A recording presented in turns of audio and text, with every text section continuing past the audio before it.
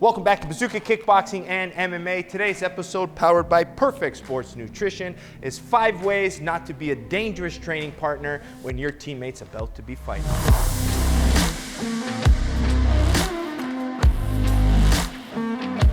All right, in today's episode, we're talking about 5 important things that you as a training partner, okay, need to remember when your teammate is training for a fight, okay? So it's a very important topic because too many times, okay, last couple weeks in fight camp or even 4 or 5 weeks out from your fight, fighters are getting injured. And a lot of times it comes from the sparring, okay? So now as a training partner, it's very important that I remember it's not always about me at this time. It's different if both people are competing at the same time and they're trying to elevate it, each other, the skills, the levels, the competition. I understand it happens, right? But at least thinking about these 5 different things as a training partner, it's just going to help you be that better person. Because at the end of the day, what a training partner is, when it's your turn to fight, they need to do these 5 things for you, okay? So let's get right into it. Now, the first one is all about ego, okay?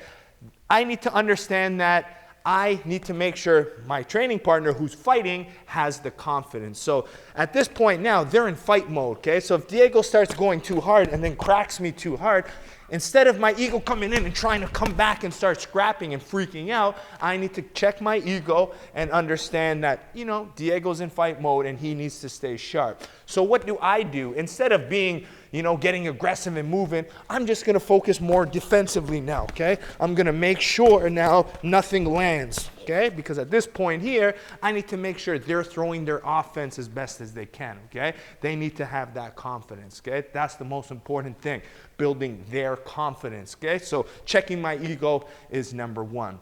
Now, number 2, okay, is not going too hard, okay, obviously. So when I do throw, I need to be careful, okay? This is an obvious one, but certain things that you need to remember is not so obvious, okay? Like understanding that knees do a lot of damage. So I need to be careful, especially near the end of the fight, the camp, that I'm not throwing too hard knees to the body. That's the small ribs. You're going to start damaging, hurting the ribs. If I kick the calf kick and all of a sudden now they can't be walking for a few days because the nerve and the bruising, it's too much, okay? And even different strikes. I need to be careful of just throwing wild spinning attacks. It doesn't really make sense to be throwing all of those wild things, okay? So control the strikes you do throw. Now, the third thing is throwing realistic counters, okay? So I don't want to just sit here and start being first all the time, not letting him throw off and being very unorthodox, okay? Again, his opponent might be like that, so you try to simulate it, but don't overwhelm them, and that's the key. So say Diego throws a shot and I counter, boom, he throws a lead hook, okay? Instead of me going sneaky with uppercuts and fast, hard combos like I maybe would, I'm going to throw something to make sure that he knows the counter is there and he blocks it. So he throws the lead hook, boom, I might come back with my hook, boom, boom, and I make sure he blocks it, okay? He comes again, boom, comes here, and I just make sure Diego can block the strikes, okay? So give him that confidence. Okay, that's the idea. So throw counters that are going to give them the confidence, right? I'm going to keep using that word confidence. Again, if he throws the hook and all of a sudden I come, boom, and I throw a nice, hard, sneaky uppercut, yeah, it might be there, but I don't want to do that right now because if I crack that uppercut, it's going to get him thinking negatively, okay? He needs to leave this sparring session feeling great about his training and the potential fight coming up, okay? Now, number 4 is trips, sweeps, and dumps, okay? Now, I know it's very exciting to want to come in and throw all these weird, unorthodox sweeps, catching kicks if you want, coming in here, sweeping, dumping, especially with MMA, trying to over-wrestle, throwing. That's when you start hurting knees, okay? When you start damaging knees, falling, coming back the other way, too many LCL, MCL sprains. We need to be careful with sweeps and dumps and all those different leg trips, okay? We need to make sure they're feeling safe, okay? And injury-free, obviously, with a lot of confidence. Now, the last point I'm going to make is what a lot of people don't think about as a training partner is Usually, okay, with the world of fighting now, everybody seems to be cutting weight, even from the first amateur fight. So they're in a calorie deficit, and I need to understand their energy levels might not be there. So if I'm bringing this hard pace now, keeping them in here, not letting them go too fast and too hard, like I'm just gassing them out. I need to let them be first. Let them dictate the pace. Throw those realistic counters, okay? Be careful so at least he can build that confidence, all right? Boom. Now, the other thing, I'm going to give you a little bonus tip here, is understanding even when Diego is attacking, okay? I might have the urge to block, so I might go hard block here, maybe, boom. And next thing you know, I hurt him, okay? It sucks sometimes, but I have to be a punching bag, and I'm not even going to block sometimes, because if he's developing flow and confidence, then all of a sudden, last minute, I bring up my knee, and it just lands the wrong way. That's how you hurt somebody as well, okay? So let them come off on you. Let them go. Don't block, because at that point you might hurt them. Let them get aggressive with you. Build those confidence in those light little counters. Next thing you know, they're leaving and feeling great, okay? So as a little recap for you, it's about having that respect for your partner, okay? Understanding that you are teammates.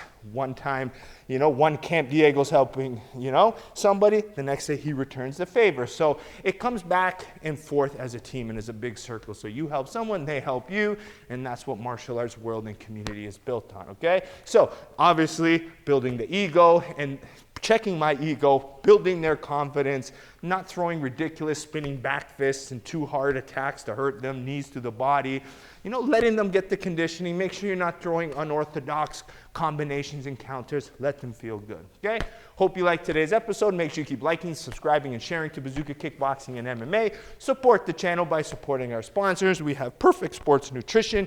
Using code Bazooka20 gets you 20% off. Highly recommend the Altered State pre-workout, their BCAAs, as well as their protein on a daily basis. Then we have Hayabusa by heading to HayabusAFight.com, all linked in the description below, but I highly recommend the T3 boxing gloves, my personal favorite. Last but not least, we have BazookaTraining.com, online curriculum taught by me here at Bazooka Kickboxing and MMA.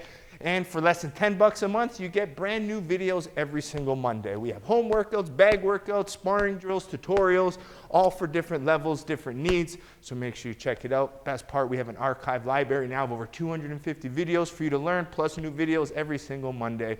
So we'll see you at BazookaTraining.com, as well as next time here at Bazooka Kickboxing and MMA. Welcome to Bazooka Kickboxing and MMA online training. I'm Bazooka Joe Valtellini, the owner here at Bazooka Kickboxing and MMA. Over the past year, I've designed and created a website to teach Bazooka curriculum at home and across the world. The purpose of this website is for you to, one, hit your fitness and health goals, all while learning world-class martial arts instruction from me. The beautiful thing about this website, it's geared for all levels. So if you're learning martial arts for the first time as a beginner, we help you progress into the bigger stages. And if you're a pro fighter, guess what? We have different fight concepts for you to improve your tool set and your skills in the ring or cage. As the fastest rising kickboxing world champion and a lifelong martial artist with over 30 years of experience, I've been able to combine my passion for martial arts and teaching to create this website. This website's going to give you some of the tricks, secrets, and inside look at some of the training I use to win my world title. Once you subscribe to this site, you're going to be getting weekly training videos and tutorials that you can do from anywhere. The sections are broken up into 3 parts. The first is bag workout. So if you have a bag at home or at your gym, you can use these workouts to supplement your training. The second is at-home workouts. A lot of us don't have the room for a bag or a bag in general, so these workouts are for no equipment needed and you can do them anywhere. And finally, the tutorial section. If you're having any problems with a specific technique or fight concept that's covered in any of the workouts, go to the tutorial section, learn the technique, and then go back to the workout, and this time, do it with proper technique. One of the added benefits once you subscribe is the forums section, where you can get a more personalized experience where you can ask questions and I'll be able to go in there and answer them. It's all about building a team and a community of martial artists helping each other grow. So subscribe now to get access to all the videos plus more so you can be part of the squad here at Bazooka Kickboxing and MMA.